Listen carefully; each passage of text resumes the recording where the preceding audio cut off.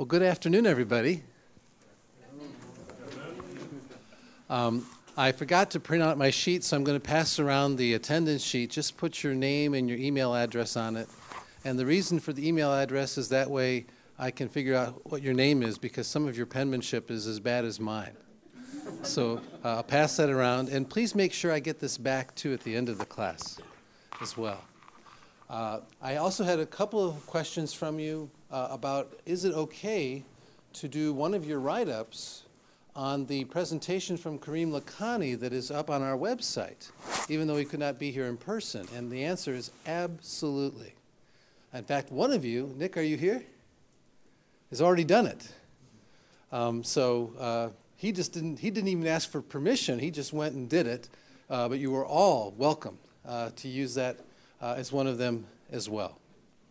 Today I have a great pleasure to introduce our speaker. And there's a little story I want to tell you to introduce him.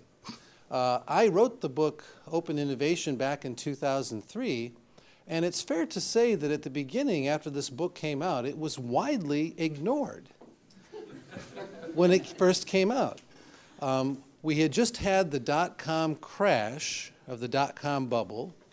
We were in a recession at the time. Innovation in general wasn't all that interesting, and open innovation didn't really seem like it wasn't a good time for that. So one of the things that our speaker today was able to understand at a time when most other people did not is that this had the potential to be something much bigger and more important than most people at the time realized. Wim reached out to me before one of our big annual trade shows that we call the Academy of Management meeting, and asked if we could meet at the Academy and in fact put together a program at the Academy to talk about these ideas. And so in the 2004 Academy of Management meeting, we actually put together a workshop on these ideas at a time when, again, most people were ignoring them. And happily, we got a very good group of people to come, and the workshop was very successful. That led to a book that he and I did together with a third colleague, Joel West, that some of you know. And we've been working on and off collaboratively together ever since. And so with that little introduction, I will just say, here is somebody who has a good nose for innovation long before other people have figured it out. Today he's going to talk to us about open innovation in a new context that we've not discussed. And that is open innovation for SMEs, which is a term meaning small and medium enterprise. Most of the examples we've talked about over the course of the term have been big companies. And of course, big companies are important, but there are a lot more small and medium companies out there than there are big ones. What does open innovation mean in this context? That will be the focus of Professor Vanhaverbeke's remarks today.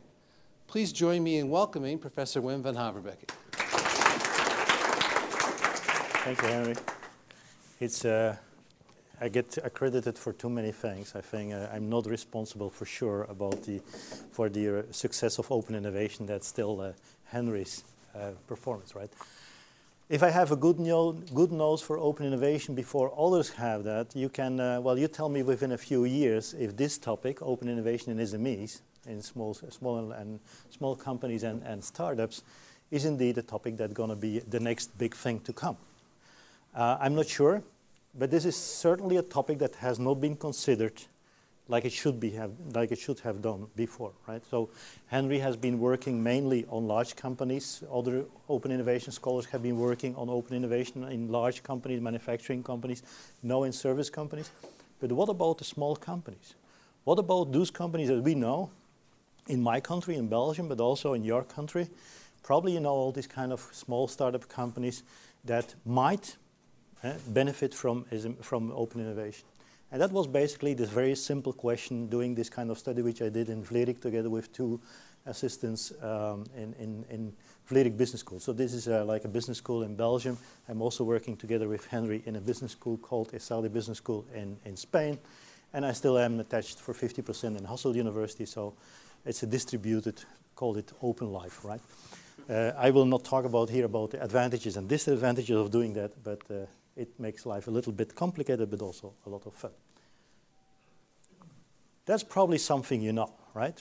If we start with open innovation, we start usually with a definition, and in 2006, the book that has been mentioned by Henry is the open innovation is the use of purposive inflows and outflows of knowledge to accelerate internal innovation on the one hand, and outflows of knowledge to expand the markets for external use of innovation. Now, this is just the definition, right? This is something you have seen. The question is now what is behind that? What are the assumptions behind that? And if you look carefully, we are already talking in terms of a big company.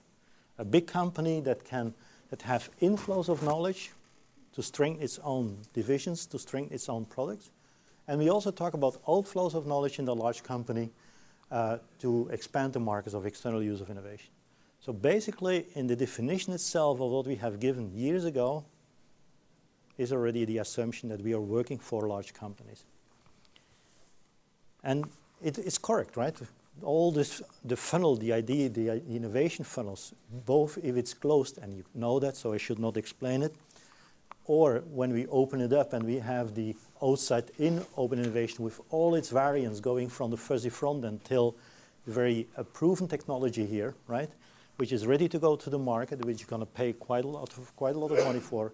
But this is like the options big companies have to insource or to insource external technology that they might use to strengthen their business model, to strengthen their products, and so on, right? So, but again, this is again big company talk. The innovation funnel is something large companies use. Stage gate process, both in closed innovation and open innovation, right? So it's all about big companies and the way big companies are organizing open innovation.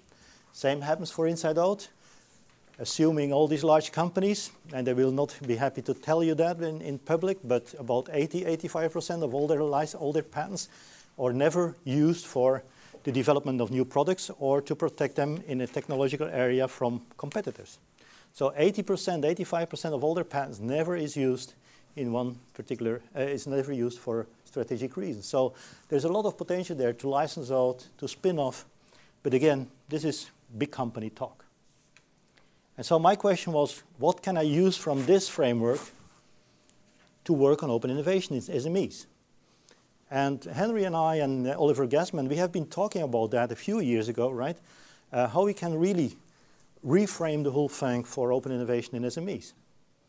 And finally, I came to the conclusion after long thinking that we should unlearn. There is no such thing like a big innovation funnel in a company.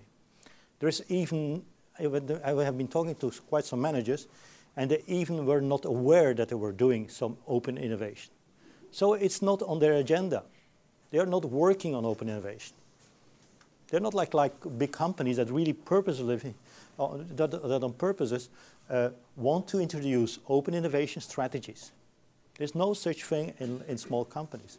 And that left me a little bit unsure what I have to do, how I have to reframe open innovation in SMEs, right? So it was really starting from scratch again and trying to build up something useful. So let me first start with some observations, right? After 9 years of open innovation research. It's a booming area. Happily enough, we witness, let's say, a growing and exponentially growing interest in open innovation and distributed innovation. But the focus is mainly on high-tech industries, for sure, right?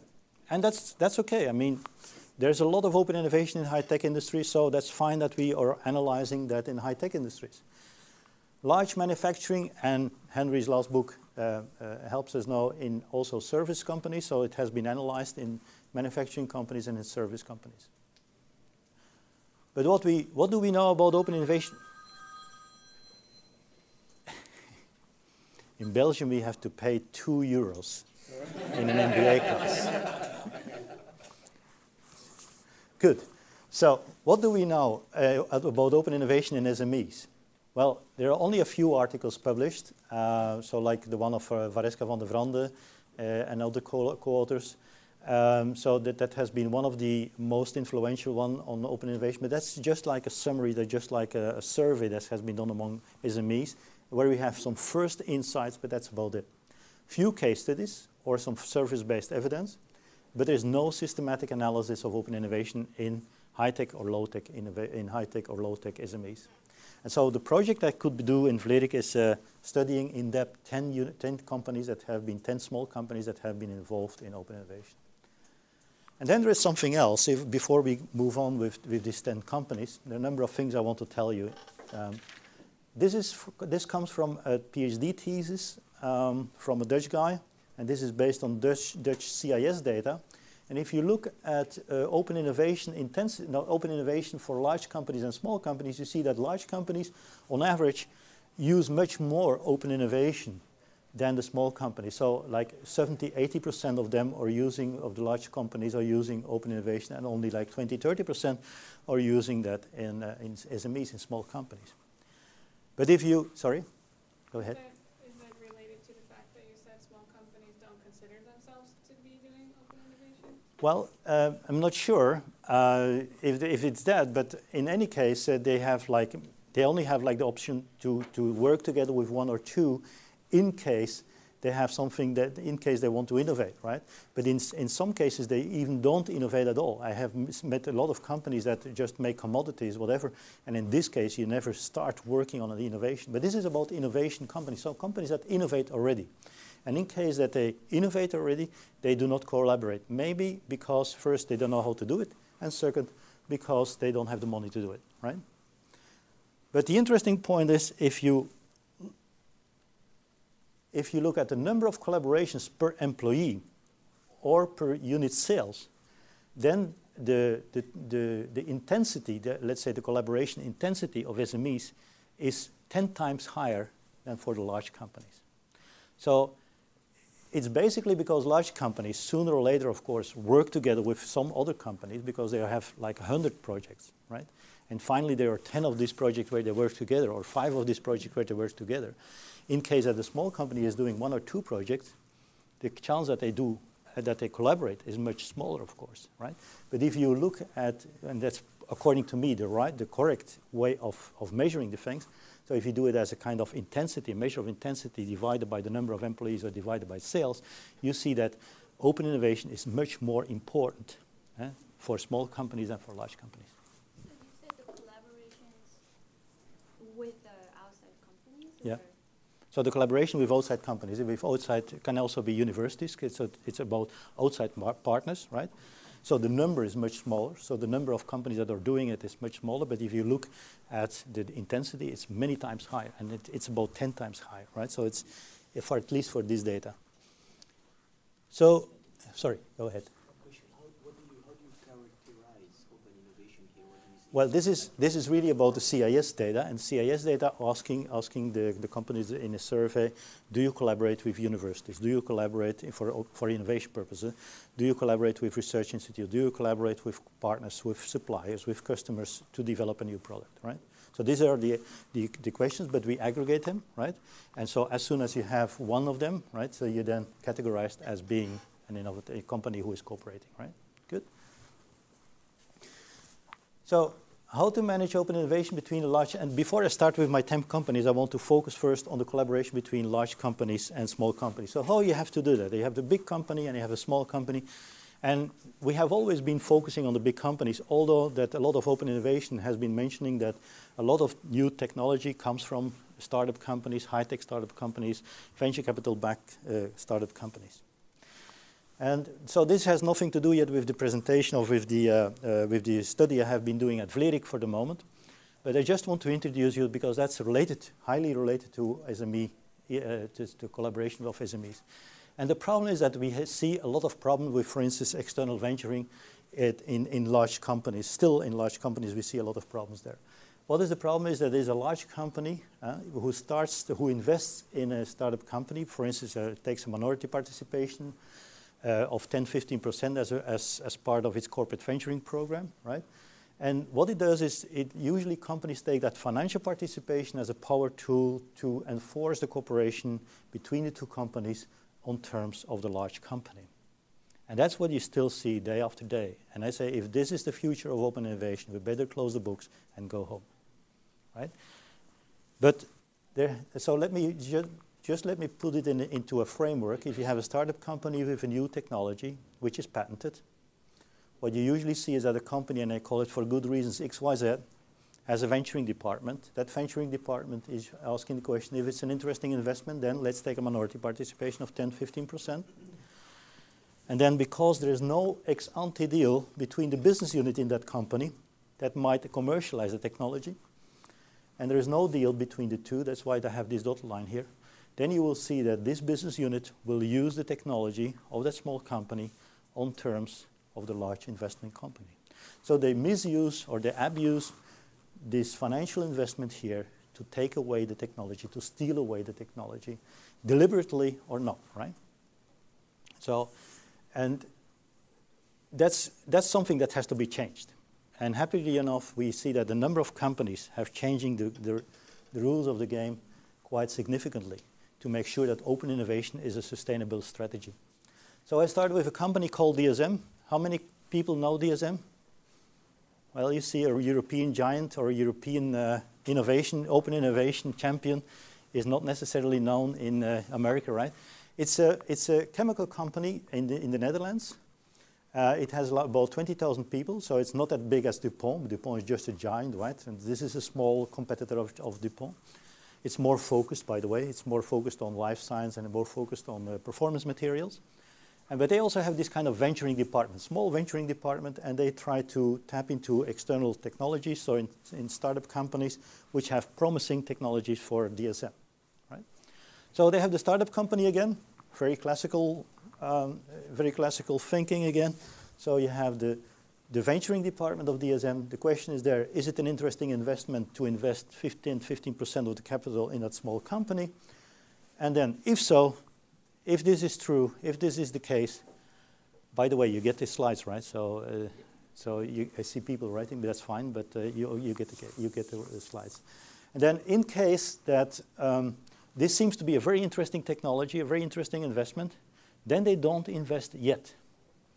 What the venturing manager has to do is to inform the business unit manager first about the potential investment.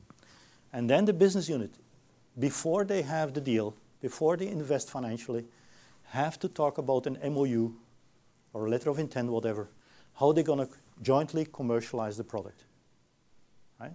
So the large company is changing, let us say, the negotiation game, right? And that leads to much better results because the startup company and the big company can now talk about the situation where they can both win. And it makes a very good start before you have this. So once you have this commercial agreement, then of course you can invest, and it creates a good relationship between the small company and the large company. This is basically a case I have, a teaching case, and a very small case, 4 pages, and it's a negotiation game. So I organize a kind of negotiation between these two people and this one, bring them together for an hour, and see how people come up with results. And nicely, it's very nice to see how most MBAs, not all, but most MBA students come up with very nice solutions.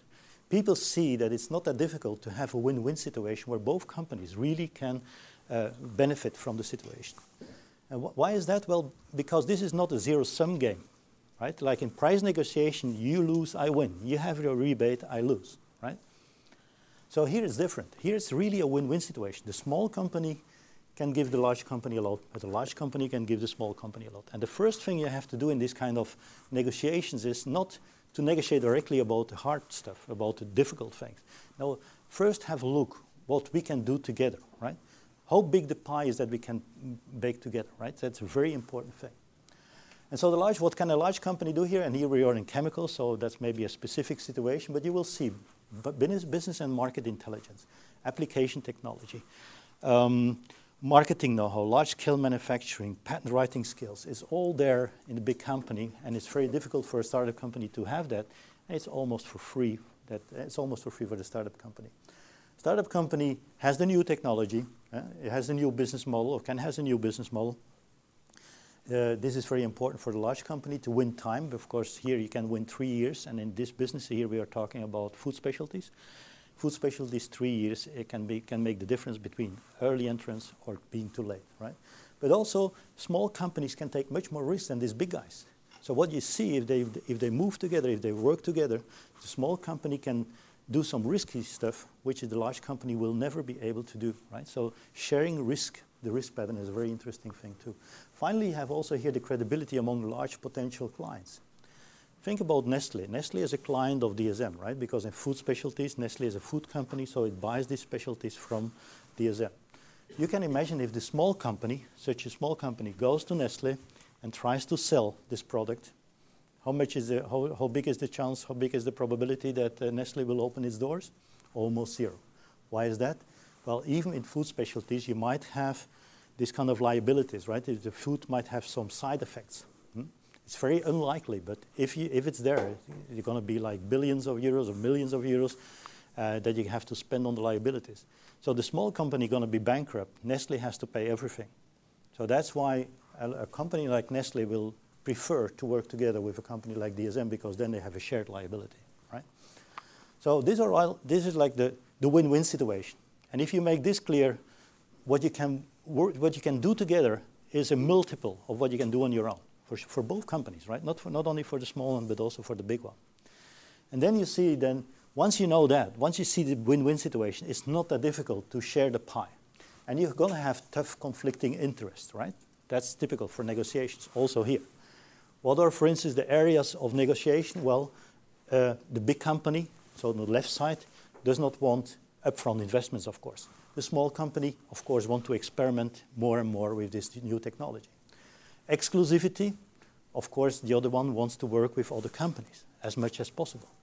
Quick results, time to develop the product. No risk for DSM, no risk for the big company, no risk for Sanus. Nobody wants to take risk, of course, right?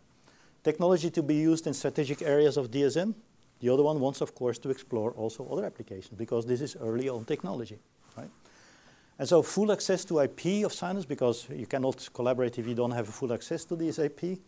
And access to DSM resources, because that's really what you want as a small company, right? You want to play with all these R&D tools that are available in this large company. But this is easy negotiating once you know that you have a big win-win situation. So what are the reasons not to play a power play any longer with external ventures? Well, I have a number of reasons here. First, it gives you a bad reputation as an investor, a corporate investor. And you may be sure many venture capitalists refuse to work together with corporate ventures, corporate investors, because of bad reputation. Here in the case of DSM, we can turn it upside down. DSM has a good reputation over time, over the years. And that gives them the advantage that the community, the VC community, asks the portfolio firms, asks the ventures to knock first at the door of DSM before they knock at the door of their competitors. Now, if you talk about a competitive advantage, this is a real big competitive advantage, right? If the very best ventures in the world knock first at your door to collaborate before they knock at the door of big guys like DuPont and so on, right? Second point is you can push too hard as a large company for particular applications. Here in the case, DSM Food Specialties would like to develop applications only for food specialties. But you can imagine that a particular new substance might have beneficial effects both in food specialties, but also in pharmaceutics, and so in drug development and so on. And the application in drug development might be many times larger than, for instance, food specialties. So you have to be very careful. So these are the startup technologies are usually uncertain and are just a very early stage technology. So you have to keep these options open, right? For unintended but very interesting applications. And usually big companies only want to work on their applications. So that's a very difficult tension and tension you have to look at. You might kill, so you will kill for sure the spirit of good cooperation once you see that the collaboration is blurring, right? So and also you kill the entrepreneurial spirit in the small company because you treat it as a corporate puppet on the string, if you call it that way. Finally, it also will limit your exit possibilities, because if you really narrow down to the food specialty applications, the exit possibilities and the exit value of the company will drop. And finally, at least in the United States, not yet in Europe, we have seen a number of cases where small companies litigate the bigger one because of abuse of their power, right?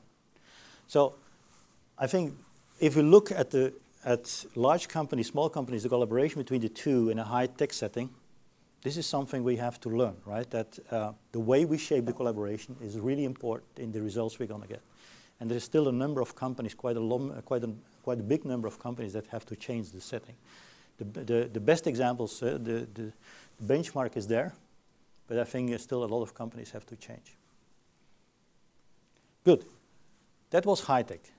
And that was about the diet between large companies, small companies. Now I want to move to my low-tech SMEs, right? These 10 companies. Let me give you first a flavor of what kind of companies I was working with, right? And I will not go into detail in each of them, because I took 3 of them, because 10 would just give you too much of information. The first one we're going to analyze in depth is Kirana. It's a Belgian company, only 20 employees, so it's a micro company. And what are they making? Bike accessories, or what they call bike jewelry, right? It says something about what they are selling, right? How they are selling things. But you see beautiful designed mud guards, fenders, whatever, right? This kind of stuff. So very low tech, by the way, right? Nothing more standard than a bike, right? Another company, Yaga, 500 employees, Belgian company. What are they making? Any idea? I beg your pardon? Heating units. Heating units, right? So heaters, right? Is this a heater? Yes, you have a knob on there, right? So you can open and close it, right? So, but you see already what they are doing, right? So very extreme things. By the way, would this sell very well, you think? So here you have it hanging in a house or in an entrance. Is this something that would sell very well, you think? It is selling like hell. And how expensive it is? Way too expensive for your budget and mine. But there is a niche market for that. And the company is doing fine, right?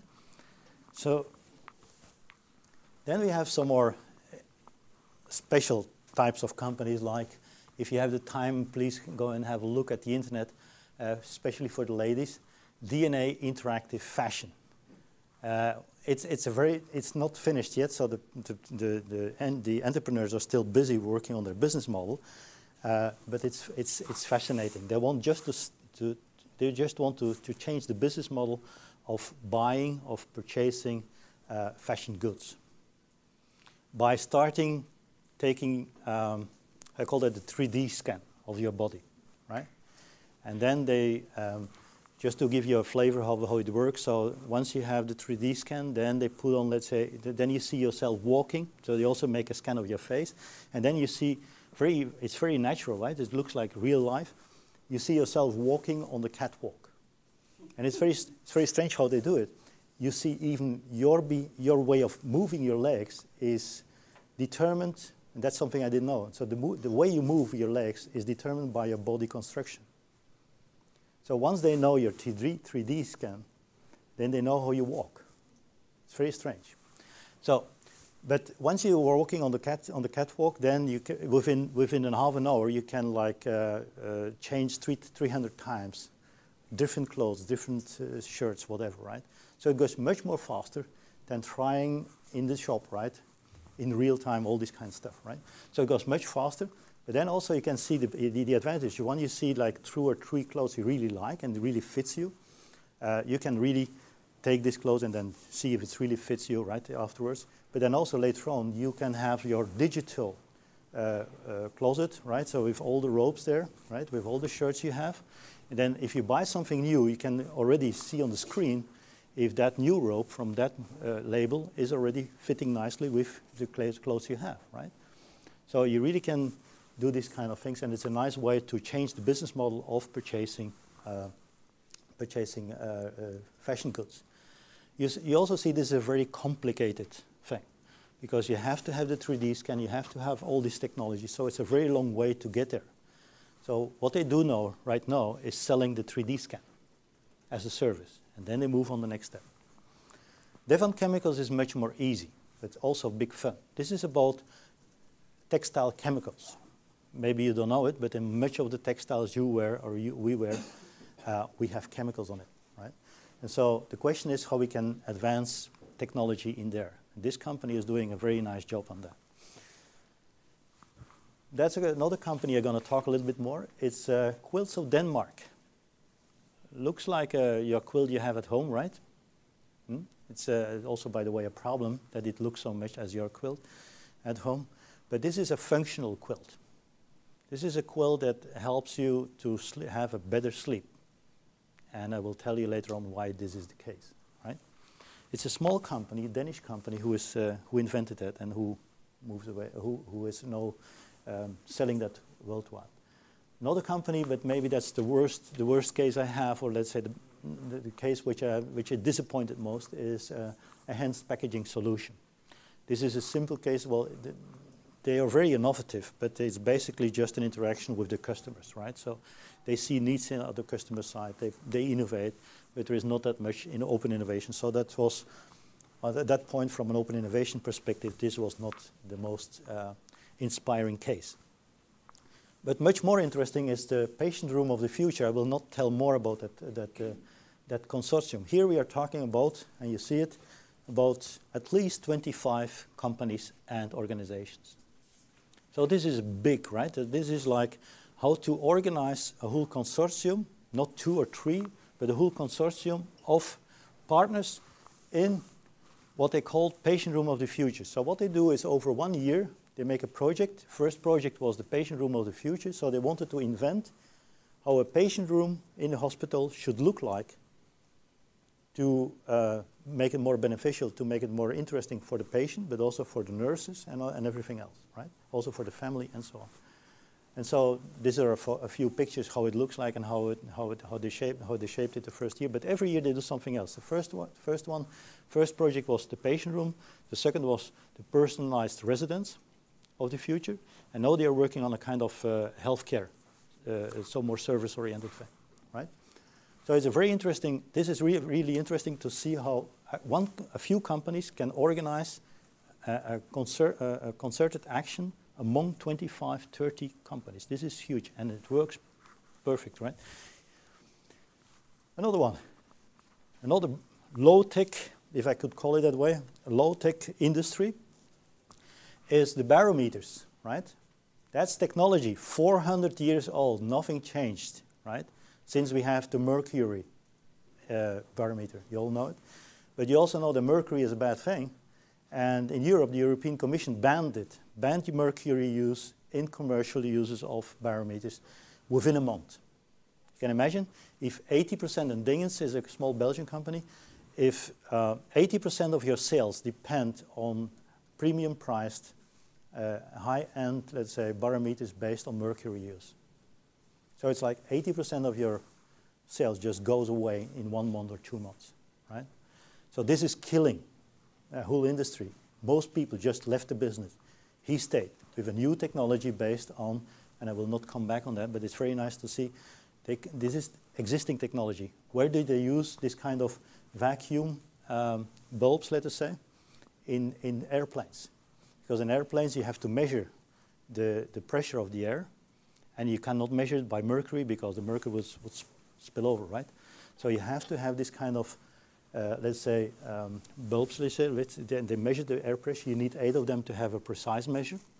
And that's the technology they used, the existing technology they used into a barometer with all kinds of advantages later on. And then 2 examples of, the 2 last ones, 2 examples of companies that work with large companies, right? Isobionics, and this is basically high-tech, it took technology from DSM, the company we have already described, right, before. They took the technology which was on the shelves.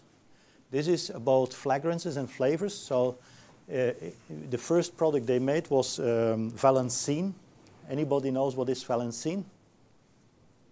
It's the substance, like if you drink Fanta, right, or similar stuff, you think you're drinking orange, right? It's of course not the case. You're drinking a substance which is called Valencine, which gives the taste of oranges and so on. So, but years ago, you had to get this kind of taste from orange peels, let us say. So very expensive process to do that.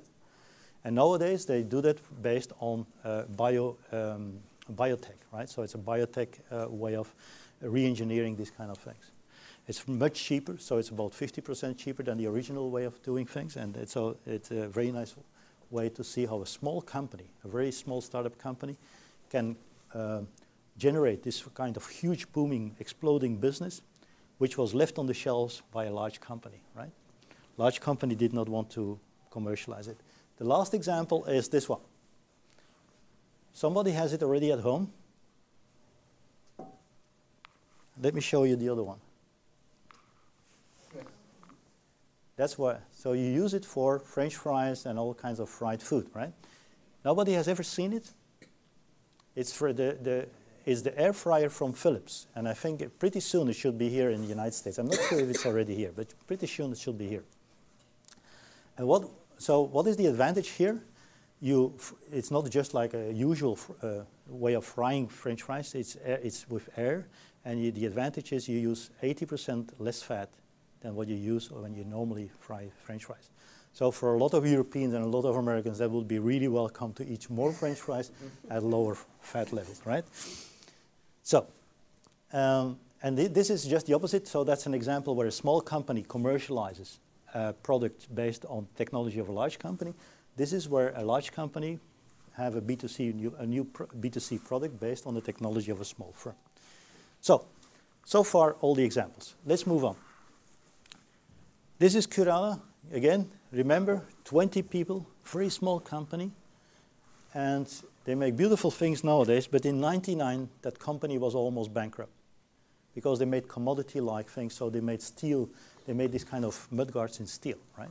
Just commodity-like things. So they just were also OEM, sorry, of the company. So the first mudguard they made after '99, so it took them 3 years to make it, was this kind of beautiful designed, also with aluminium in the middle and then plastic, so polymers on the outside. Beautiful mudguard they made in 2002. And if I'm lucky enough, then the video, or at least the video should be working. And it's the CEO talking. I'll let him talk for 5 minutes, showing how he thinks about the evolution of the bike industry and how he perceives his products, how he considers his products to deliver value for the customers there, right? So I hope it works. If not, we have to move on.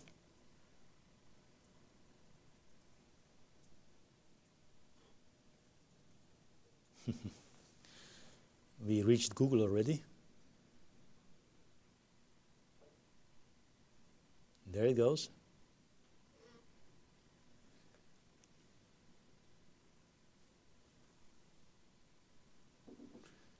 It's in Dutch, but it's subtitled, so that should be no problem for you. So let's see now if we get connection to Belgium.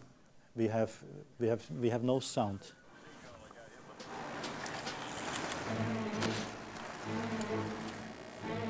We have no sound. I'm very sorry about that. Makes no sense, eh? Kirana is eigenlijk geen voor. Okay.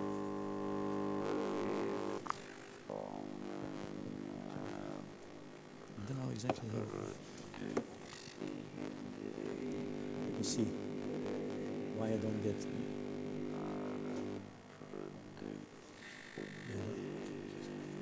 Sorry? Sorry? Should be on the connection.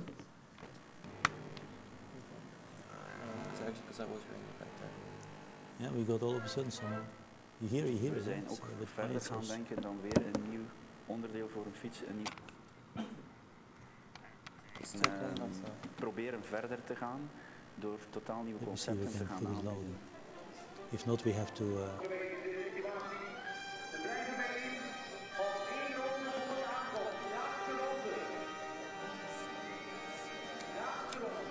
8 jaar geleden zijn we dus begonnen met de If not, I implementatie have to. Let me see. en dat Here is the heeft volume. een stagnerende omzet gedurende 2 generaties omgebogen in een sterke omzetstijging die zeg maar verviervoudigd is in 6 jaar tijd.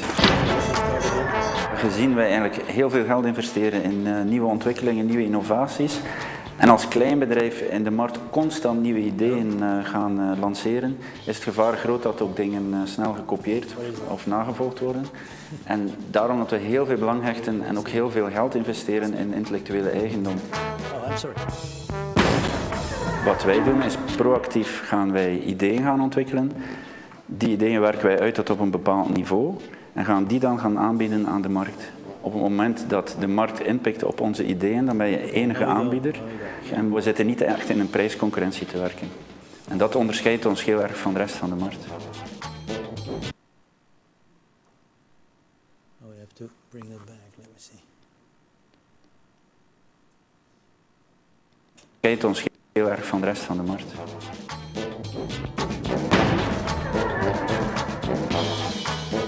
Door proactief en heel eigenzinnig producten te blijven aanbieden aan de markt, zijn we als het ware voor een groot deel onmisbaar geworden voor onze klanten.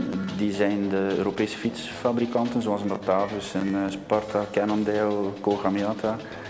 Dus eigenlijk alle grote brands behoren inmiddels tot onze klantenkring. En we krijgen ook steeds meer vraag van hun uit om ook niet meer anoniem een product op hun fiets te zetten, maar er ons merk ook op aan te brengen, omdat ze de meerwaarde ook beginnen te voelen van er staat een Kirana product op onze fiets. Dus het label by Kirana begint op zich ook al een merkextensie te worden.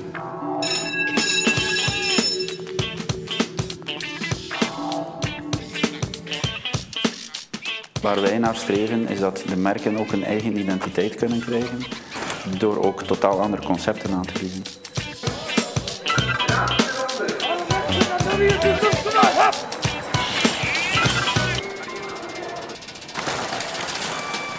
De fietsindustrie moet beginnen beseffen dat lifestyle heel belangrijk is om zijn producten verkocht te krijgen, om ook uit die prijsspiraal te geraken. En daar willen wij een eerste aanzet toe geven, door naast alleen puur fietsonderdelen te gaan maken, zeg maar bike accessories, willen we ook biker accessories, body accessories gaan maken.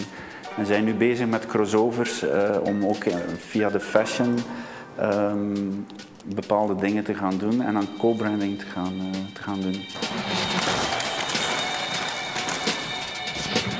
We hebben nu een project gedaan via een klant van ons, Cannondale, die een fiets voor het kleding met G-Star moest gaan ontwerpen. En waar ze ons bij betrokken hebben om bepaalde onderdelen te gaan ontwikkelen. En dan merk je ook dat vanuit de markt, door die co-branding, door die lifestyle te gaan integreren in producten, dat daardoor ook weer een enorme boost vanuit de markt op ons afkomt.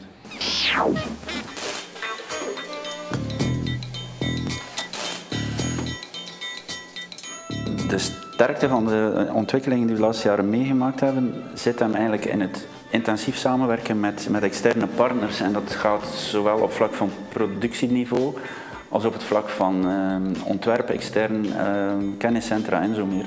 Dat vergt een openheid enerzijds, dus je moet je durven blootgeven naar de ander toe.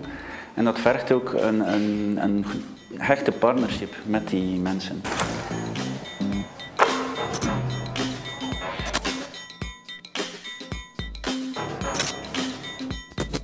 Als externe designer binnen een bedrijf zoals Kirana is mijn meerwaarde het feit dat ik voor heel veel sectoren al gewerkt heb.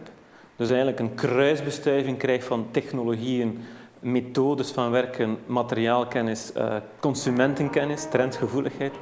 En al dit is veel moeilijker te vinden bij iemand die intern vast in het bedrijf zit. I would work for That was the you. company 50 years ago. I'd slave But for I think we you. can stop it here. I'd be a beggar. So it's very nice to see how this man thinks about how the CEO thinks about his products, right? From just an OEM, right, bending steel mudguards for bikes, right? He moved in the direction of making very beautiful, designful mudguards and other accessories. But he also thinks about lifestyle. You see, it's about giving the customer an experience, not the products. Products are of course important, but the products are are basically there to give an experience as a biker, right? To make sure that the bikers can identify himself, herself, with the biking experience, right? With being a biker and being considered as a biker with a particular lifestyle, right? So this is one way to differentiate your products, one way to add value for the customers. So let's move on. What was the old situation for that company? Steel mudguards and fenders, Belgium as a market, so it was still not a globalized or let's say internationalized industry at that time. And a family-owned business, it's still family-owned, by the way. Challenges are, well, with the mountain bike in the 90s, you had a rapid globalization with the Taiwanese coming in with plastic mudguards. And it went very, very quickly. In a few years' time, you had to make a decision. I quit the business or I change, right? So he had to change to differentiate through innovation or to go for cost competition with the external, with the imports. But he is way too small to do that, right? So he had to go for innovation. Now, this first mudguard, now let's think about this B-light, so which you have seen. How can you make that as a company? He knows two things. He knows the customers, he knows the market, and he knows how to bend steel. He knows nothing about plastics, he knows nothing about design. So from day one on, if you start with this project, you're in open innovation.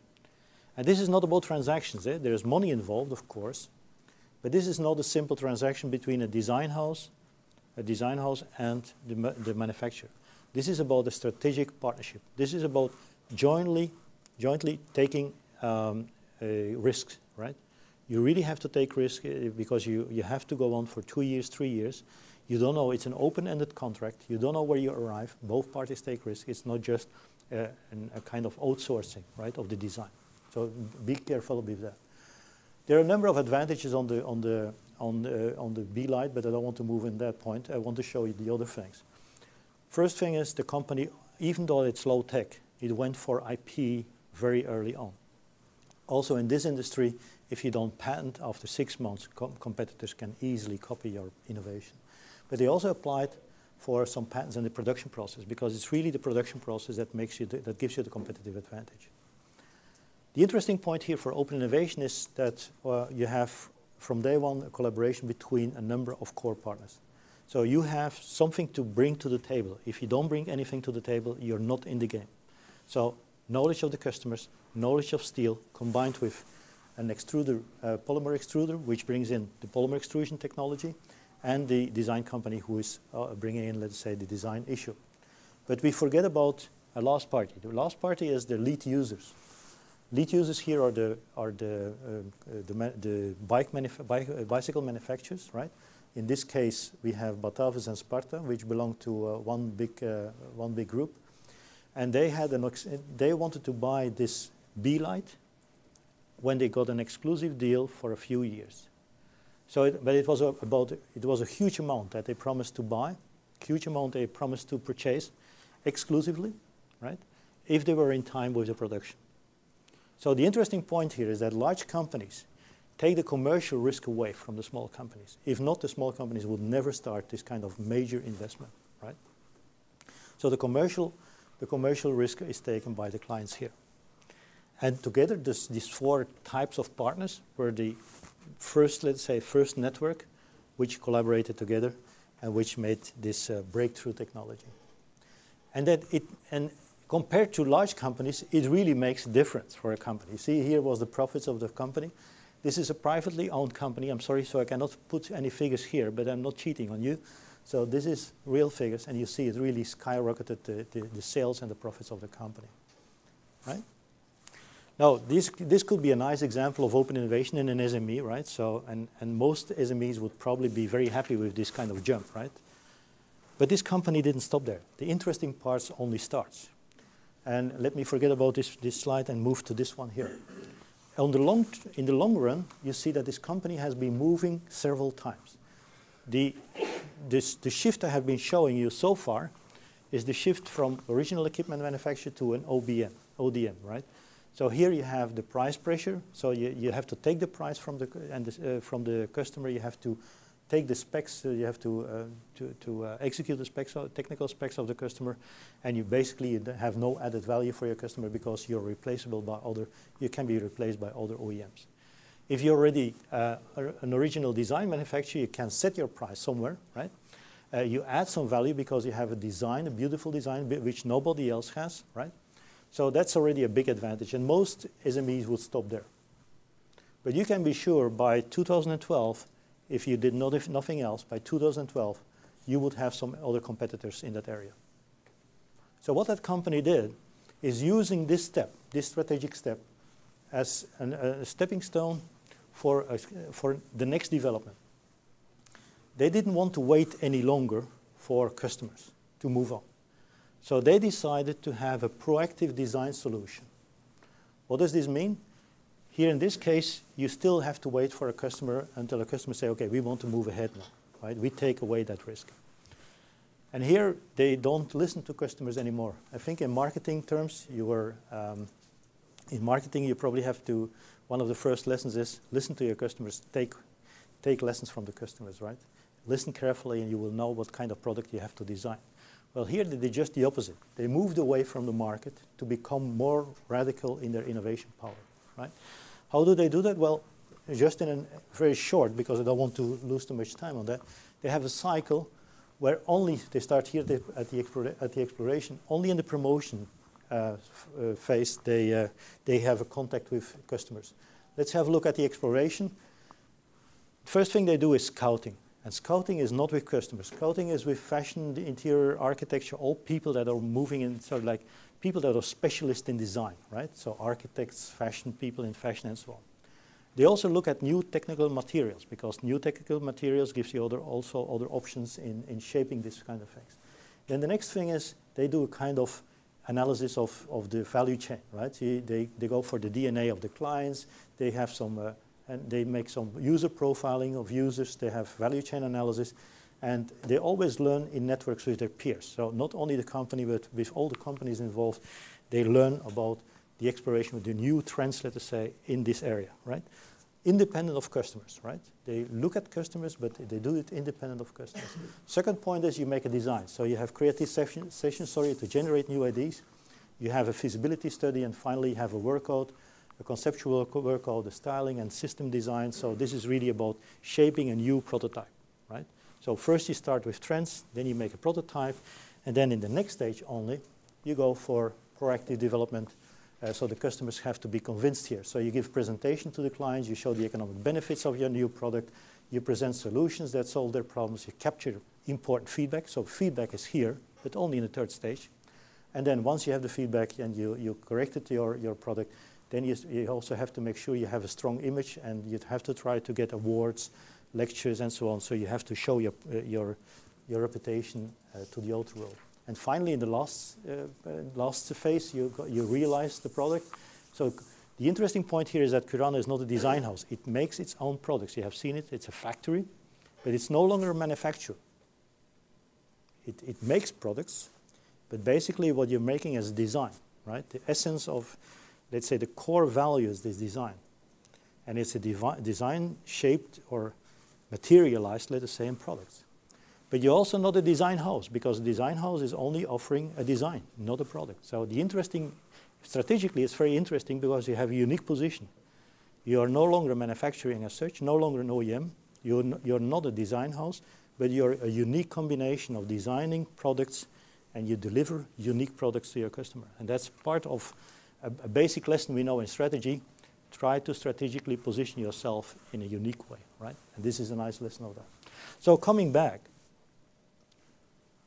this is what they did. So they went from an ODM to a proactive design solution, making sure that they become really radical and innovative, really innovative in designing, right? They got awards for that, innovation awards, design awards. They became really known, and they had a lot of visibility from the press, whatever, right? Because they were so active in this area. And so everybody started to know them. They were becoming like a company who was attracting all the attention because they were so innovative, and everybody was following them, right? And then finally, if you have a visibility here, why not moving into a brand management? Because everybody knows you. Label it with by Kirana. Customers will pull in, let's say, will create a demand pool, right? Because they want this kind of products, because they know it. They want this kind of products on their bike. And so you have now an image-driven strategy. It's all about reliability and authenticity, and it's market pull from customers. So the reliability and authenticity is very important. It's really about having the iPhone, as an example, another example we all know, having the iPhone. You don't want the Samsung, now you want the iPhone, even if the Samsung would more or less be the same in quality, right? It's about authenticity. It's no longer about beautiful designs or about functionality. It's really about having the by Kirana brand, right? And this is, of course, much more profitable than this one. And this one is much more profitable than this one. So it's really about building higher profitability, building also power. You're not only determining your own fate, but also determining the fate of the industry. Here you have no power. Others are telling you what to do. Here you have a lot of power. Here you tell others what to do, right? So innovation is also about power building. You had a question? I have two questions. Yeah, sure. First one, when they were building their brand, how did their partners help them to innovate their brand? Because from my perspective, this is more like a brand innovation of the brand itself rather than the product itself. I'm Exactly. not sure if the product has evolved a lot from that low profit to the high profit. They But branded. So how the branding strategy is, of course, something the company itself does, right? So this is not related to its partners. But the benefits you have for the whole network are enormous, right? Because of the brand, you sell more, you have a higher profitability, and you pull in, let's say, all your partners. Because you have more sales, so you have higher visibility, you pull in all your partners, they also will benefit from that, right? So it's not only your own company, but the whole network around that company that benefits from it. As a supplier, you will benefit from better sales. Because the profitability is higher in the company, you have an option also to have a higher profitability. And we come back later on to see how this company is sharing profits, not only profits, but also information and so on with its partners. How you have to manage that network, right? Because nowadays they have a network of 40, 50 companies, right? So, but I just want to show this is strategically a very interesting part, how you can, with a first step, right, in open innovation, you can make more steps. I don't say that all these steps are, of course, open innovation, but they are related to open innovation, yeah. You introduced Kirana by saying they had about 20 employees. Yeah. During the OEM days, did they still have 20, or how has the employment changed from the OEM Very good. position to the most recent original brand management? Well, how's the internal staffing changed? Well, if I say 20 now, it might be 25 at the meantime, and they started here with 18. So you don't change that much as a company. But what is interesting is that the profitability and the sales of the company went sky high with the same number of people, which means that it's the network who is expanding rapidly. And it's basically in the network that you're going to generate, let's say, revenues and profits and so on, and you take part of it, but you don't grow at the same rate internally as the external environment, right? So that's one lesson out of open innovation. You don't have to become a giant to become profitable and to become a leader, or let's say a network leader, right? So that's the interesting part. So you become large in terms of profitability and sales, but you remain a nimble, small company, right? Because you manage on the external, so you manage the network. The network becomes important, not your own company. Well, your own company is important, but not independent, not in isolation of the network, right? That's a very good question. Yeah. So they don't grow that much. Very strange. It's the network who is important. So let's move on. Second company. So I have 3 companies. Second company is Yaga. Maybe go a little bit faster. So you see again, very beautiful sales figures, right? And the last 2 years they had, like all companies in the sector, have more tough time because these are investment goods, right? And investment goods in an economic downturn is not easy to manage sales. But what is this company doing? We have seen 2 of these radiators, right? They are basically selling. So this is again a small company compared to their competitors. They cannot compete on cost, so they have to do something else. And they differentiate in 2 ways. The design radiators, we have seen an example, an extreme example. So there the design becomes the value added, the element that creates value. But you also have eco radiators. What are eco radiators? Very simply, these are radiators that reduce the carbon footprint of heating your house, right? So they use less. You have to heat less water because there's water running in a radiator, of course, And because of that, you have less fuel costs, right? Or less costs, less gas costs. And so the two issues, and if you look carefully, what are they selling? They're not selling a product. Well, finally, they sell a product, right? You have something tangible you buy, but you don't buy it just because it heats your house. It's also what the CTO says, it's heating your soul. So it's about what you value, right? You value design. That's an experience again, right? And an eco-radiator is a value too, because you value to be nice, to be environmentally friendly, right? So this is really, again, going from product to a kind of experience, right? So here you have this kind of products, right?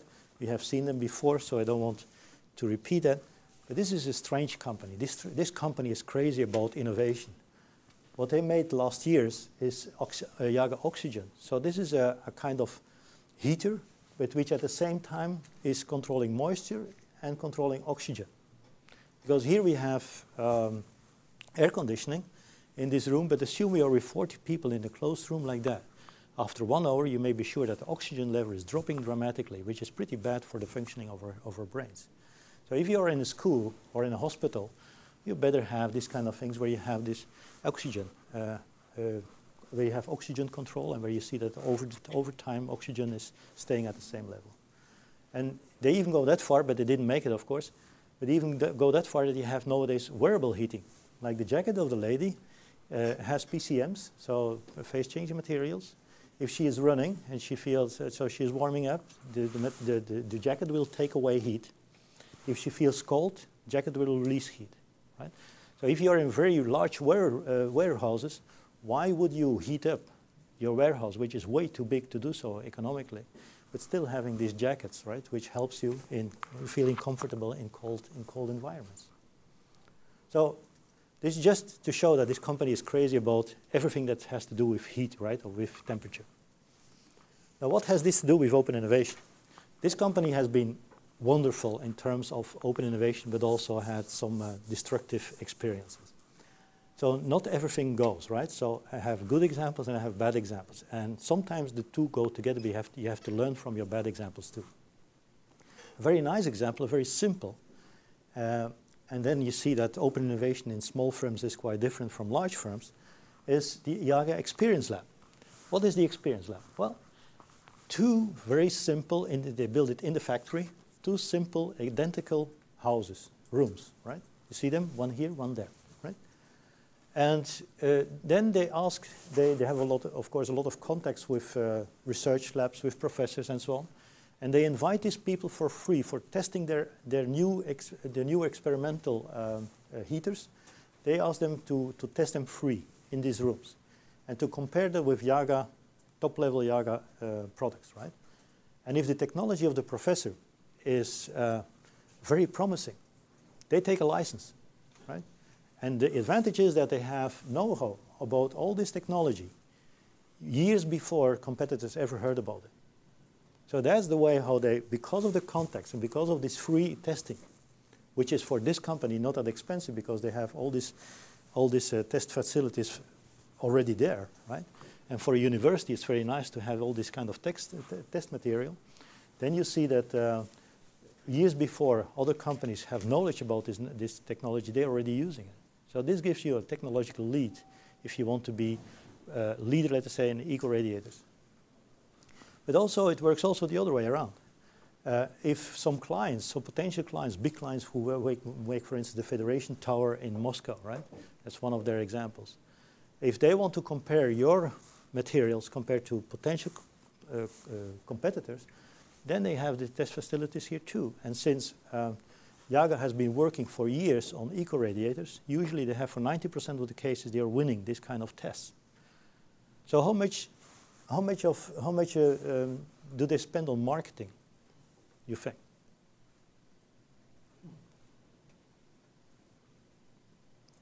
Because eco-radiator, design radiators, you would think they spend a lot of marketing, right? How much you think? They don't spend anything on marketing.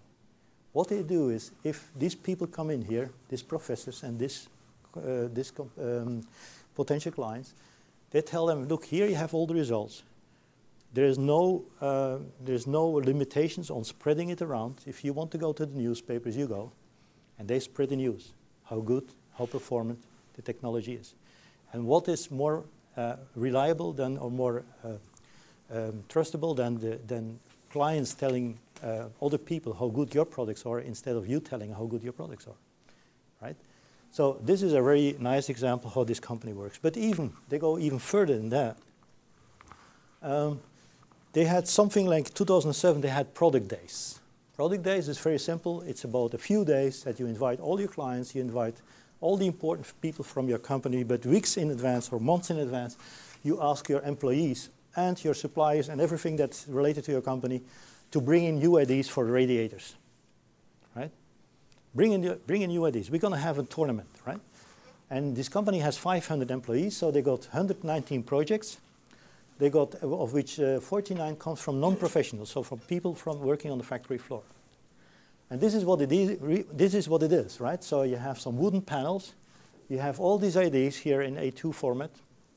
You have some prototypes, and that's it. But you have a beautiful, let's say, a beautiful alley of ideas where you can invite customers and so on to see what your people have been doing.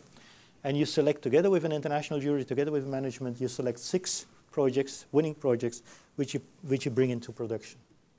And this is one of the winning ideas, the play radiator. One of the best-selling things they have right now. Now, who invented it? Not an engineer in a white shirt, right? It's a guy who was working in the factory floor and who had children. And he wanted something new in his room, right, for his children, in his children's room. And this has several advantages. The advantages are, first, you cannot burn yourself because this can have 90 degrees Celsius. Right? I don't know how much that is in Fahrenheit, but it's almost 100 degrees Celsius, so boiling, right? So it's 194, yeah, okay, so a little bit less. So you can burn yourself as children. This is also, so you can adapt the colors, but you also, this is a soft cover, so because small boys fight with each other in the room, right? And I remember from when I was a kid, you could hit yourself on the iron, right, on the steel. Here it is not the case, right? Here you have a soft cover. So this was one of the winning ideas, and that's the way how they really produce it. And how much they spent for the design? Almost nothing, right? So it's almost for free. So you really capitalize on the creativity of your people, right? That's a very important issue. Now they also did some very stupid things, right?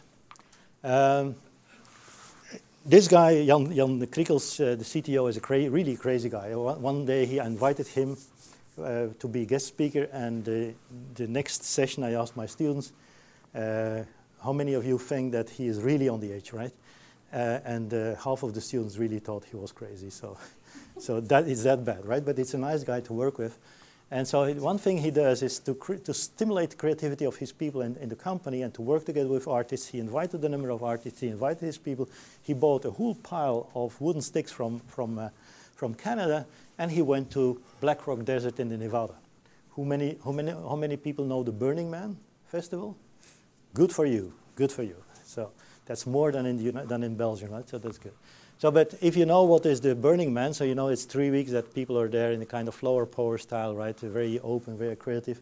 And this guy, so Jan Kriekels, he wanted to do something special there. And so here you have the Burning Man community, 40,000 people, and we are talking about that building here, right?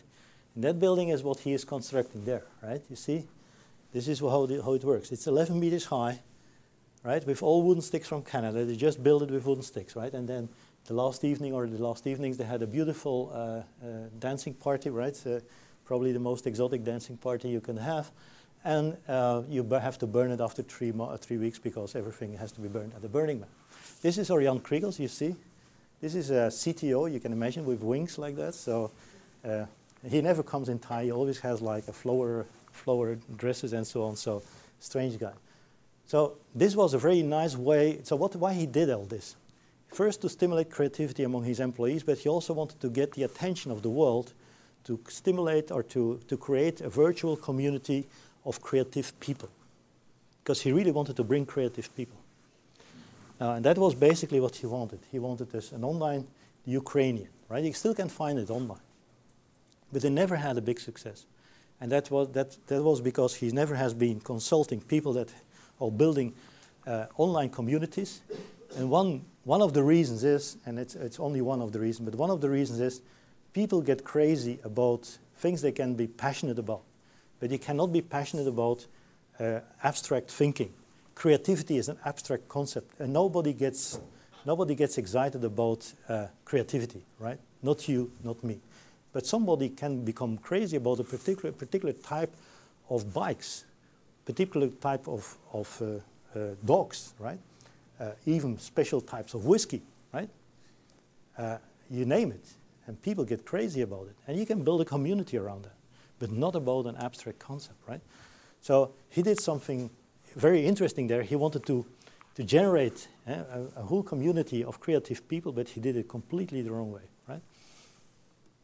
Now, let's move on because we have other examples there. Let's go to the third company, just the third example, then we go to the conclusions, right? Third company is it's a startup.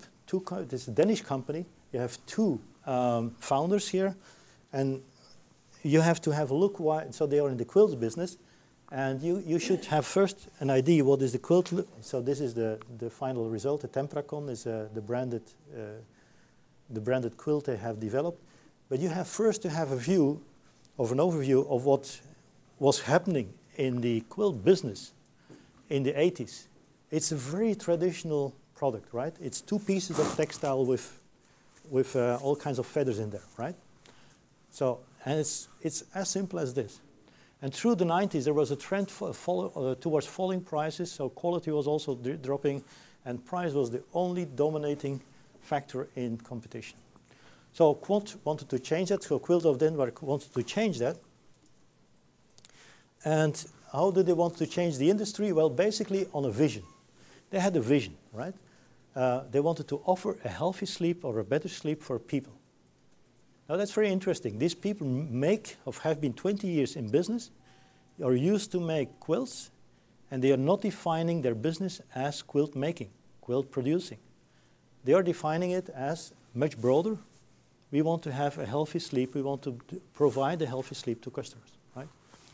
And so this was something they have learned. This was not just like an idea like you would have or I would have. No, they have been reading for a long time a number of problems, and they have been observing these problems. So we sleep less than 50 years ago. More than 70 million Americans do not sleep well, so that's about 23%. I hope you're not among them, right? Lack of sleep costing the American society billions of dollars, right? It's estimated that 56,000 car accidents in the United States are happening because of the driver falls asleep, right? And Danish teenagers sleep little and have difficulties attending early lectures, and I think this is the same for Americans and Europeans all over the place, right? So sleep is a big problem. It's becoming a real problem. And because of the problem, they wanted to offer a better sleep. So it was really a vision.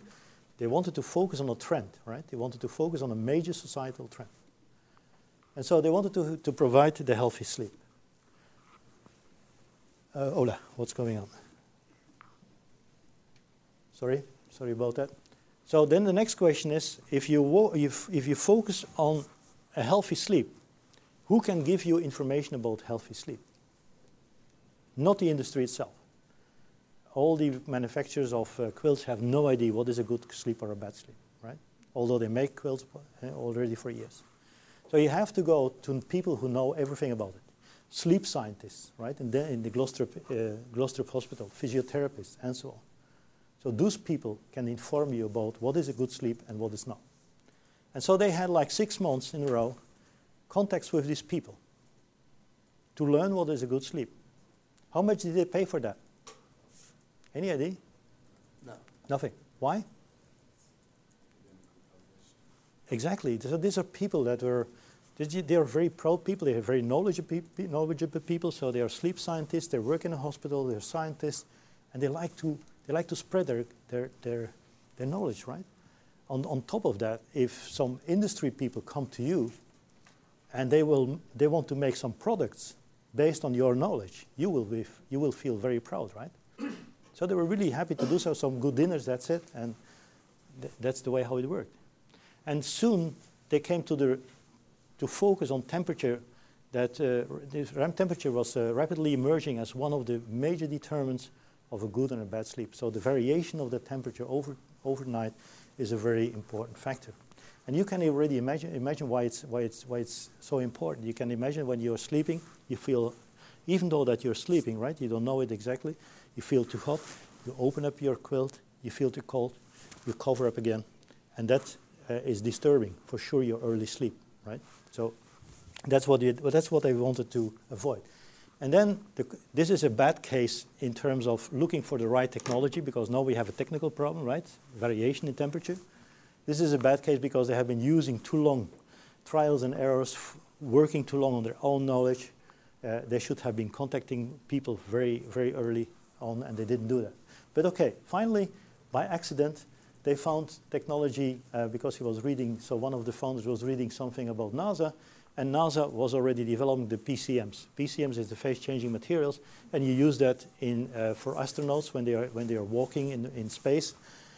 Temperature differences can be very high, like 80 degrees Celsius differences, so that's burning heat on your chest and freezing cold in your back, right? And you cannot do it with isolation only. You have to do it with active materials, right?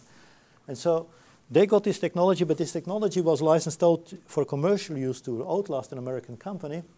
And the only problem is that in this suits, the PCMs are hard as carton, right?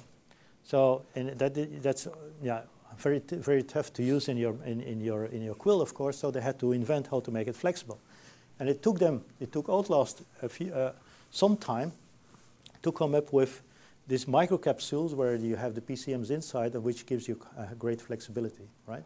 So Outlast invents, not the company, not Quilts of Denmark. So you have a technology provider, and you license this technology, right? So Quilts of Denmark is licensing that technology here.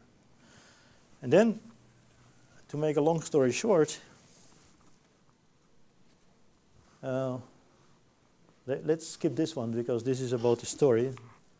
Outlast licensed the technology to Quad, right? Worldwide, an exclusive license for quilts and pillows. That's what they get. It seems to be very nice. So you get an exclusive license for quilts and pillows from that company. Seems to be great. But then you see that because Quilts of Denmark is so small, and you have that in many SMEs, they are so small you cannot produce worldwide. So what Outlast will do is ask you to have sub-licenses to companies that can produce in countries where you're not active or where you're not interested in, so that they can maximize, let us say, the royalty income from their licensing, right? So they did that. So they had their sub-licenses to other manufacturers in other countries where Quilts of Denmark was not active. And Outlast also licensed to other firms for other applications. They use it in shoes, they use it in jackets and underwear, and so on. So they make money in different areas. But you have exclusivity worldwide, for quilts and pillows. The problem is that sub-licenses easily lead to price erosion, insufficient control for Quilts of Denmark, and so you have a big problem there. So there were too many sub-licenses. You have not enough people to control that. So as a small company, you run into problems there, right? So what you see is that the companies, both companies in 2010 came up with a new technology, and let's say next version technology. And then Quilts of Denmark is big enough to produce quilts for the whole world. And you can finish, let us say, you can finalize the sub-licenses, which you had originally, and you can make a stronger position. So the lesson I take out from that is that for SMEs, in many cases, you will never have it the first time right? You will have difficult situation, and as long as you can survive, as long as you can grow, it's not that important. As long as you can have like a second trial, right? A second step here in this case with the co-development of a new technology, right? A more improved technology, where you can end the sub-license and where you can take a much stronger position because now you're big enough, right? You're big enough as a company to produce all these quilts for the whole world. But that does not mean that this company, in contrast with Kirana, this company has a number of problems still, right? First is the problem. The problem is that you cannot differentiate the product from an ordinary quilt, right? If you buy them, they are just white, right? They just look the same. So in contrast with the Kirana products, which are beautiful designed, and you immediately see the value of it because it's a design which is the value, here you don't see the value. You first have to experience how it feels to sleep in a Quilts of Denmark, in a tempera quilt, before you really can say, hey, that's nice, I want that.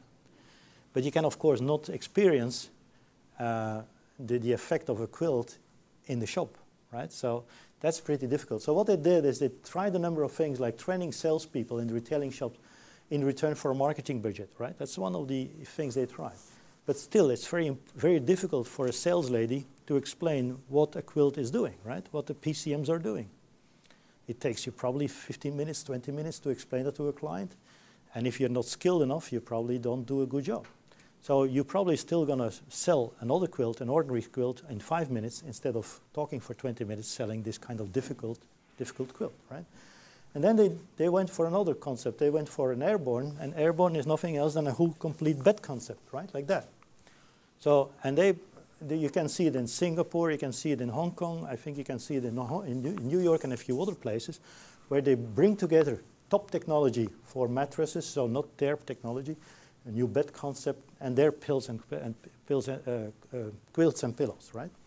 And so they work together with this kind of complementary products, and they try to reach out directly to the end consumer, right? If this is successful, commercially not, of course, this is just being visible for end consumers, and I don't know how, for the moment, I don't know how useful this is. But then you have the question, what is next? What should they do next? Because they have a problem reaching out the end consumer.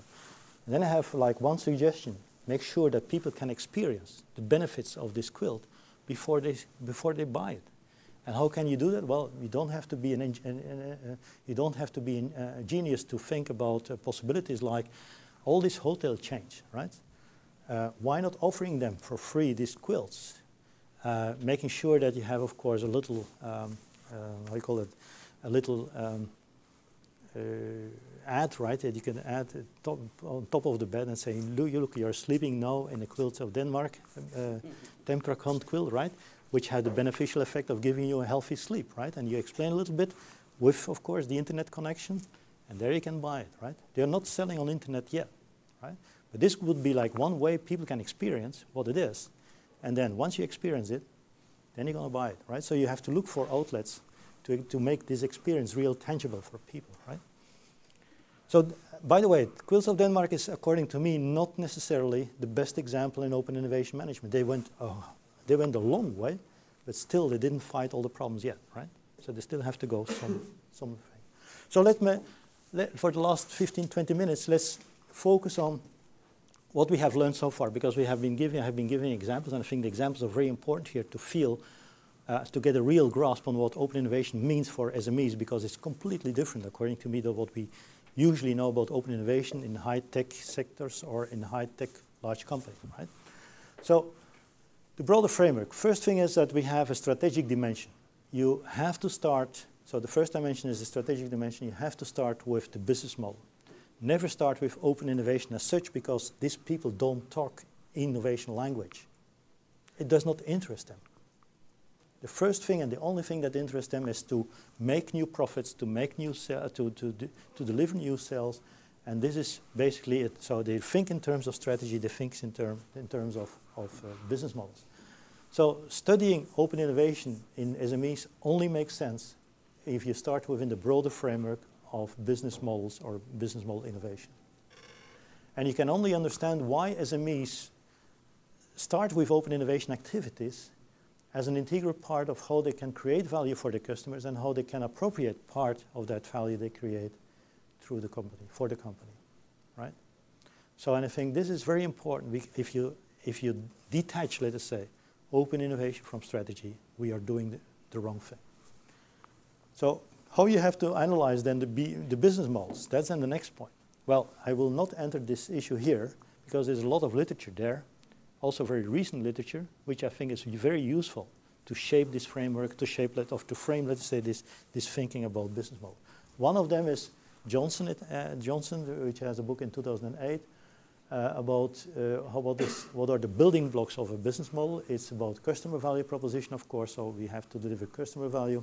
We have to have a profit formula because we have to be profitable over time. It's about key resources and about key processes. But I will not go into detail here, so here you have it again. My point is that open innovation is about key resources which are not in the company, and you have to have a key process to manage, let us say, the pulling in of this technology into, or pulling in this knowledge into your own company, right? So the second dimension is the entrepreneurial dimension. What I have been showing you in these examples is that you cannot start open innovation without the vision of somebody, and the vision is here this vision of the entrepreneur. There's always somebody who has to make the switch in his mind. Now we're going to change from here to there. Now we're going to look for that business opportunity, right? And so this is really the entrepreneurial dimension that we have to keep in mind. And we have different types of visions and different types of ways to come there, right? Or ways to develop it. So there's from the very obvious, so you have basic insights which come from the very obvious, let's say, elementary needs of the customer. And like I told you, Segers Balkan, which we didn't develop here. It's about innovation in packaging, right? In close cooperation with the customers. That's very obvious. You see a need and you develop it. To something very, very difficult, like Quilts of Denmark and eye styling. In this case, like in Quilt of Denmark, having a functional quilt takes some time before you get that far, right? From the vision, from offering a healthy sleep to coming to the Tempracon, development of the Tempracon quilt is a huge step forward, right? So the business model conception can be from days to years, right? So some can just say, okay, like Segers Balkan, it takes you a few days before you know what you have to do, but it also can take you a few years, like in the case of eye styling, where they're still building on their business model, right? And this requires that we have a process view on business model formation. A business model is not there immediately. It's a process of thinking from a vision towards something which delivers value for the customer, which gives you profitability, and the way how you're going to organize it. And that takes sometimes years. There's also, in none of the cases I haven't seen a grand design. There's nobody that thinks 10 years ahead. It's always step by step. Think about Kirana. Kirana is probably one of the most successful ones, but they always went step to step. First the B-light. Once you have the B-light, you go next step. But you don't consider 3 steps at a time. Very important, and it's in line with the experimentation strategies that have been analyzed by Rita Magrat. Last point, and very important for open innovation, then you see open innovation is only one part of a broader framework, the relational dimension. So creating and sharing value with partners, so how open innovation fits into that broader picture, right? So that's from an open innovation point, very important. So let me give you some ideas here. First point is, it's always a combination of internal and external knowledge. If you cannot bring something to the table with your internal competences, you cannot work in an open innovation fashion. But you always need external knowledge, so that will lead to key resources and key competences which are beyond the boundaries of your company, which you need and which you're going to integrate one way or another with your own competences. Second, collaboration with lead users, in the case of bicycle manufacturers, in exchange of an exclusive deal. That's also very important because bigger companies can take away commercial risk which you cannot handle as a small company. Very important. Big guys may be more important than you think. Protection of your innovation. IPR is important, even in low tech. But then, and that's a very important thing, progressively increasing your ecosystem. You start with 1 to 3 partners. But in the case of Kirana and also other cases I have, you see that they extend it now to 20, 30, 40 partners. And the ecosystem of the partners is growing up to an optimal scale. So if you look now, they are working now with all kinds of knowledge institutes, with customers, with suppliers and so on. But the interesting point is that the locus of innovation is not in your company. We don't grow with the company. Henry has been asking that question, how much they grow internally. Well, almost nothing. But it's the network who is growing, and it's the network who is the locus of innovation. And the external network management at Kirana becomes very important because Dirk Vens, the guy who we have seen on the screen in the video, He is the guy who knows best who owns which technology, who owns which resources. And he told me it's the network who gives him a competitive advantage because of the network and because his knowledge of the network, he can bring a new product on the market much faster and in a much accurate way than anybody else because he has the network. And he can activate that network as nobody else, right? So the locus of innovation is in the network. It's not in the company. So if you really talk about open innovation, this is about open innovation. It's not about pooling in or inside also making sure you can monetize on technology. No, it's really a whole network and activating the network to generate new products. So that's a different concept. The funnel concept is too much a concept for large firms, right? It's too much still in and out, right? So the growth of the economic strength is not the growth of the firm size. That's the point that Henry made. And innovation as a tool to shape your company's destiny and that of the industry. We have shown you before. In the beginning, Kirana had nothing to say. It was just an OEM. It had to listen to its customers. Now it is determining its own fate and the fate of the industry, right? So managing your external network partners as a key process. How do you do that? If you have 30, 40 partners, how do you manage such a network, right? And there are a number of rules which are very, very important and which are also typical for a small company, probably not translatable, probably you cannot translate it to large companies. First thing is connecting to partners is based on strong personal ties. What you see is you have to have somewhere a friend. Somebody should not be a friend, but somebody who believes in, trust. And it's not just a trust for a few days. No, this is trust for years. And this is about personal ties. If somebody goes away, and that's the backside or the downside. If somebody goes away, one of your friends go away, the whole network may drop. So that's, let's say, the backside of it. So trust and transparency about the objectives of the partners are so important. You also have to take into account this is a strategic investment, so it takes time and money. And if does everybody wants to take risk, that's the first question you have to ask. You can agree on doing something, but if you don't take risk, if you don't want to take risk, if you don't want to invest, everybody has to invest. Everybody has to take risk. If this is not the case, forget about it.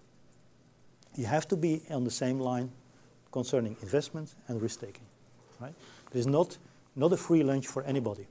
Free lunch is killing the whole network, right? Cooperation is easier between companies of the same size. Small firms like small firms, large firms like large firms. But as we have seen, it's possible to make a relationship between large companies and small companies, but it's inherently more difficult. More important is that different firms are prepared to grow together. So if you want to grow for 5, 6, 7, 8 to 10 years, and your partner only wants to go a step for 1 year, you better stop because your ambitions are much larger than his ambitions. So the ambitions should be aligned too. Very important. And over time, assimilate the knowledge of different partners, become smarter by knowing more partners and by knowing more than your partners. So it's not a passive thing. You have, as a center company, so as a center spider, let us say, you have to know more in that network. You have to learn about that network. And it's because you know more and you know more partners that you become smarter than all the competitors. Project management with partners is quite different from internal project management. So if you work together with management with partners, so it's always in projects, right? You go step by step, sorry. If you do that, you will see that managing partners is quite different than when you do an internal management. What you also see is that each partner is busy with each piece of the project. And one of the difficult things is that you have to keep the budget low. Because you're working on a detail, and you're working on detail, you're working on detail, and everybody is adding up costs. So finally, you have to make sure that you bring down costs, because everybody who is doing the final accounting, it's you, right, as a final company. And this is something you see regularly coming. So everybody is doing part, and everybody is doing some more engineering work, and finally you add up with way too much cost than necessary. Diplomacy and mutual respect, so important. You cannot be bullish. You really have to be diplomat or having mutual respect. Same corporate culture is also very important. But then, let's come to the main point. Tensions will pop up sooner or later. Even when you're the best friends, tensions will pop up. And then what you have to do? Well, a good relationship will come under pressure. We have seen that with the best companies. But open innovation means open communication. What I've seen as a good practice is that they organize evaluation sessions of the partners. So you write down on a paper what is going wrong according to you. Your partner is doing the same, and you sit face to face on the table. Early on, right? You don't do that when you have a contract already for a year, right? Early on, you say, what do I do which makes you mad, right? And the other way around. And talk about it, right? So important. And even more important is the open bookkeeping. You can imagine that in large companies. So I was surprised to see that the best companies I have been meeting do some open bookkeeping. And there's a very good reason for that. Assume here on the first row we are working together, and I'm finally Kirana or another company. So I'm finally responsible for delivering the product to the customer. I'm making huge profits. But somehow you are the polymer extruder and you have a problem, right? You have a problem with rising raw material prices, whatever, and your profits are so small. Well, your problem becomes my problem after a while. So in contrast with transaction-based management, right, where I don't care about you because I can take another one, here I'm depending on you. And because I'm depending on my strategic partner, I will solve your problems together with we have to solve problems together because the weakest link in the chain will break down the whole chain, right? So it's very, very important. But also the opposite. And then you see it, disloyal behavior. There is a case where Kirana was working with a Dutch light manufacturer. So lighting and so on is a different kind of technology, so you need an external partner. And this Dutch guy was so smart to sell independently of the network. So an alternative light, very similar, but outside in the market independent of the network. So Dirk Vens warned him once, warned him twice, and then cut the relationship. Now who is losing here? It's basically the Dutch guy. Because you can cheat on the network once, but you cannot invent, you're not as innovative as that network, which is continuing because of the network itself and the creativity within the network. So 1 year you may cheat on them, but the next year you're going to see a new light device, right, which is much better, much more innovative. And so next year you're out of the game, right? So disloyal behavior has to be punished. And they're very tough on that, right? IP, also interesting. I learned from around IP, okay, you have to have IP, but then if you collaborate and you co-invent, who should have the IP, right? And sometimes we think, okay, we jointly developed it, so we should co-own it. But for small companies, this offers a lot of, this generates a lot of problems. You better make a good distinction between the owner, somebody should own it, and the other one should have access for particular uses of that IP. Because if you co-own it, who's going to make sure that, who's going to pay all the costs? And second, more importantly, if there is an IP infringement, who goes to court and who's going to pay? So if the IP is owned by one partner, this is clear, right? So I learned that co-ownership is not necessarily the best option. Make sure, after all, that all partners are better off than when they would not join or stay in the network. This is really about the win-win. And what I learned is that open innovation benefits should be a multiple of a standalone strategy. If you go for open innovation for a 20%, 30%, 50% improvement, you better stop. Because the transactions and the extra work you have with your partners is much, much more difficult. So it should be a multiple of, okay, now we go for 5 times, 10 times, maybe 20 times the markets or the revenues and profits of what we could do on our own, right? And then you have too much to lose, right, to cheat on your partners. So what some conclusions, last 2 slides. Open innovation only makes sense when integrated in broader strategic objectives of firms. Therefore, start with business models and business model innovation. The business model is about how to have customer value proposition. This is crucial and comes first. If you cannot define that, forget about it.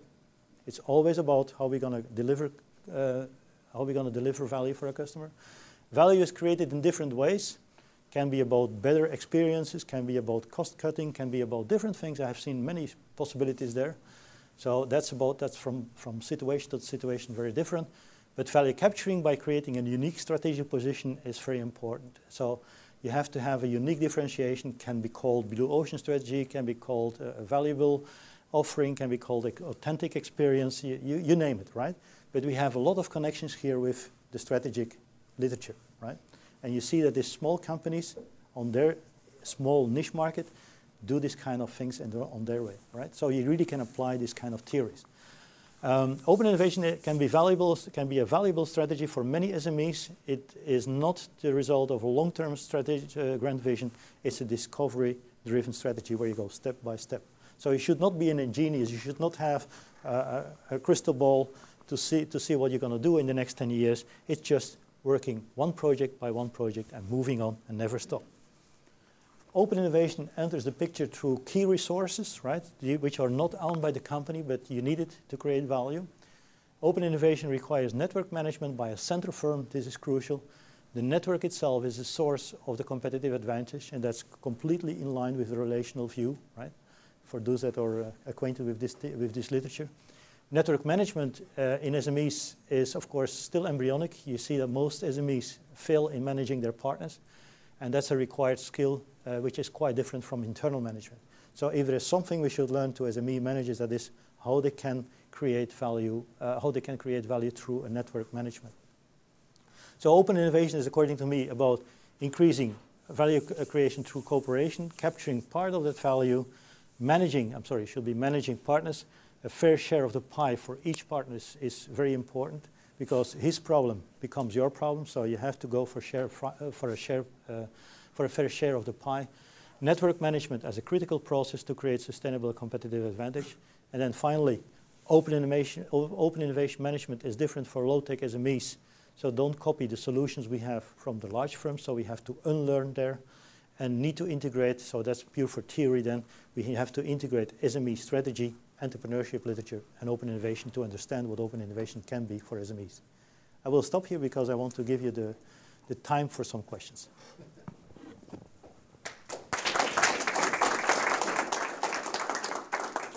Okay, we have time, I think, just for 2 or 3 really good questions. So who's got something on their mind?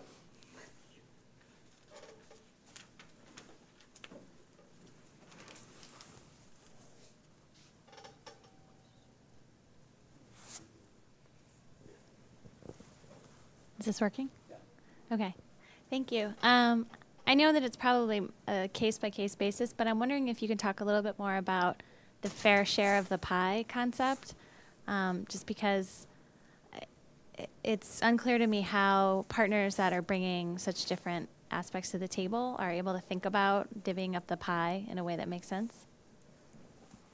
Well, this is about one thing that should be clear is if you want to talk about a fair share of the pie, you first have to know about the share of the pie, right? Who has which share, and that's important. You have to have information, and that's why some of these companies work with open book systems. So they want to know exactly what is going wrong, why a company has problems, right? And how many problems the company has, and how bad it is for that company. Because if the company, one of the partners, is dropping out, you have to look for a new strategic partner, which is going to cost you quite a lot of time.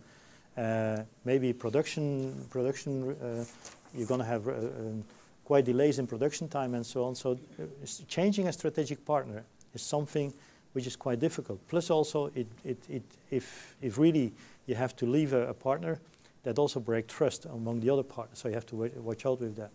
So the first thing I would say is fair share of the pie. Look first at how we can quantify who has what of the pie, right? What is the share of each one? Once you know the information, then what is fair? Fair means that, according to me, right, you can, because this is very subjective, but what I have learned so far is you always have to compare it with the baseline. The baseline is, what if the company jumps out of the network and works on its own, right? So what is the benefits of a standalone strategy? And then you have to make sure that staying into the network pays off for each company. How much, that depends on the negotiation power, but also on the ambitions of the company, the strategic importance of that company in the network. That's hard to say, right? But it depends on negotiation power, on the value, let's say, of his component in the overall network and so on, right? But you only can do it when you know the share and when you know the strategic value of the partner. And then open, trustful relationships, very important, because even when everybody has a fair share, but you don't trust each other anymore, then fair share doesn't matter anymore, right? So it's all about the relationship between, okay, giving everybody a fair share, but at the same time trusting each other, and if there's a problem, you also should trust each other. That also means if you have a problem, which is hurting the whole network after all, somebody will tell you, Kirana and others, so let's say the leader in the pack, will tell you that you have to get help from somebody else. You can have a production problem, for instance, but I know from Kirana, if they have a production problem for too long, for instance, a few months, then Dirk is forcing that company to collaborate with an institution, with a knowledge institution, to open up the IP. He doesn't care. You open up, because you have a problem, you don't know how to solve it, you solve it together with somebody else, you open up your IP to make sure that this is solved. Right? So that's the backside, right? When you say open books, yeah. Do you mean an accountant like me thinks about balance sheet, income statement, and all that? When you say open books, is it not just financial, right? It's mainly other things as well. Well, it's mainly financial. I mean, of course, it's not about the balance sheet and so on. It's about how much production has been done, what is the cost per unit of that production. So really, the operational financial statistics, right, of each product line, of each product. So you go in detail. It's not on the company level, it's basically on the product level that you look at how profitable it is, what are the costs and so on, what are the problems, what are the delays and so on, all this kind of stuff, right? So it's like a value chain engineering, but over the companies, right? Very operational, right? This asset ownership and asset access. Asset ownership and asset access. Yeah. Is that a standard practice, or is that something an idealistic thing that you're defining for us? And can you specify your question? When you said when you co-own something, Yeah, when you yeah. co-develop, and who owns this IP?